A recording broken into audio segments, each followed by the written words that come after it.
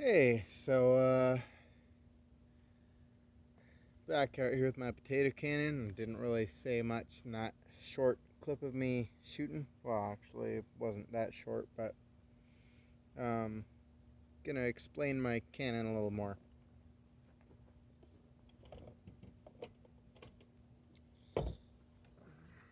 So I'm gonna stand back a little bit so you can get a idea of the size of this thing. For reference, it's 6'4". I'm about 6 foot.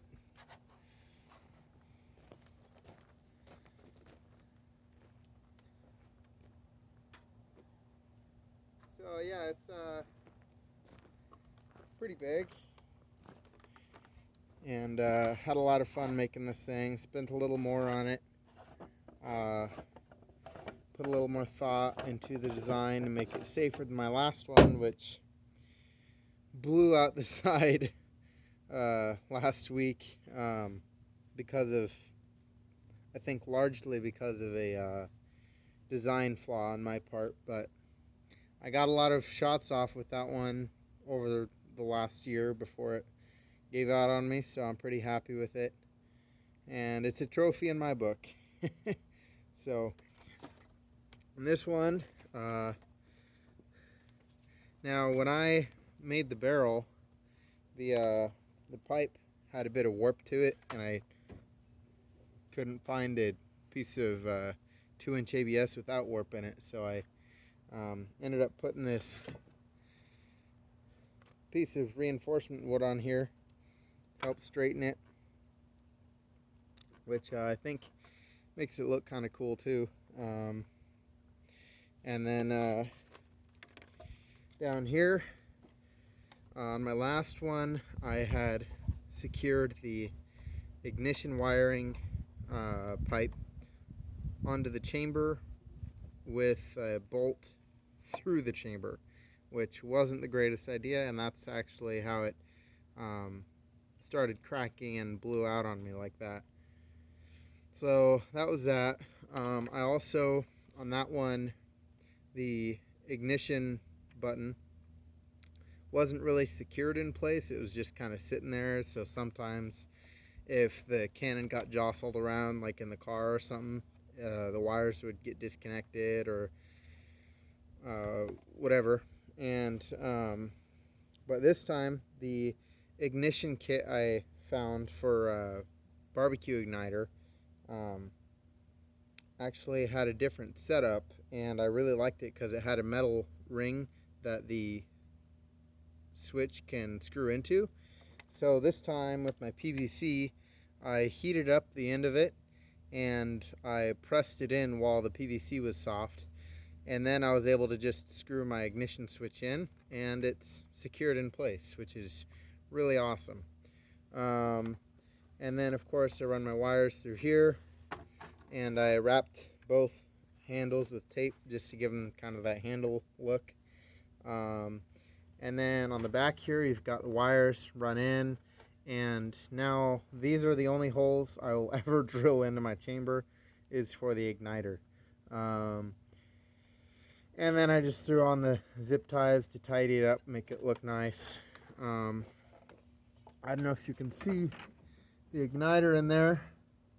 A little bit of a different setup this time. Let's see. Yep, so that's that. And that was a difference also in the barbecue igniter kit that I got this time. So I think that was just a redesigning of the kit. So anyways, yep, same, what is it? Same size of chamber pipe and barrel pipe, 4-inch and 2-inch.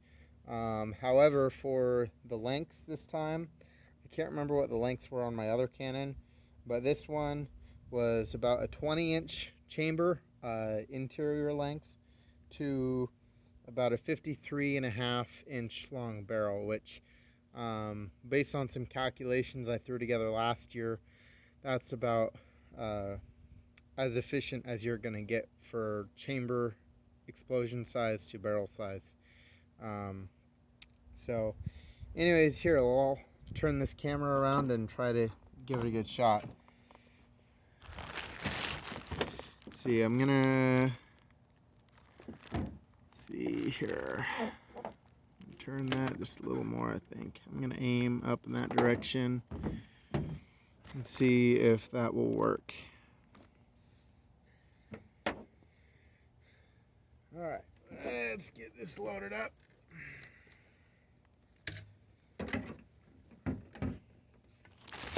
Get myself a potato.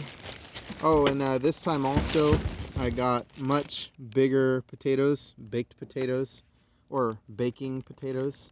I don't remember being able to find these last time, but I saw them in the store this time and I was like, oh, those would be perfect. Because a lot of times you'll get a bag of like russet potatoes or whatever it may be that only about a half to 3/4 of the bag are actually going to have a good seal in the barrel. And the rest of them are just going to be small potatoes, which, I mean, it looks kind of cool when you shove a bunch of tiny pieces of potato in there and shoot it out like a, what is it, like bird shot kind of, but just not the same.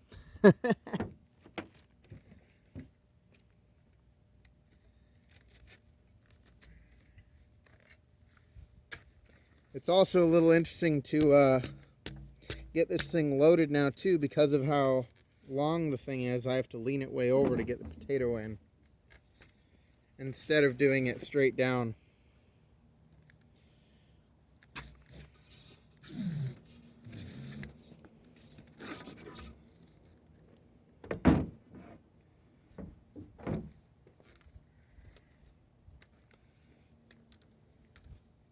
Alright.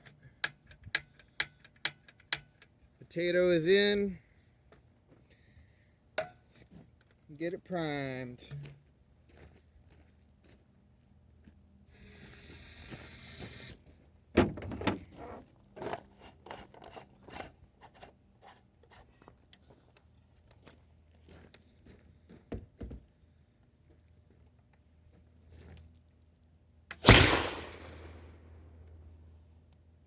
Oh yeah. Oh yeah. That was a good one.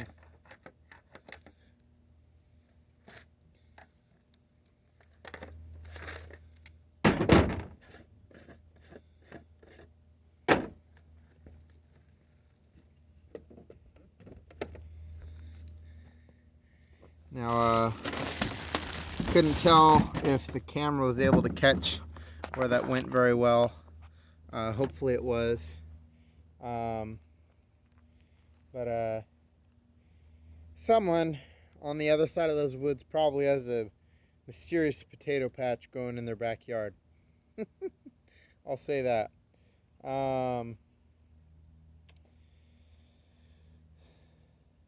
Yeah, thanks for watching.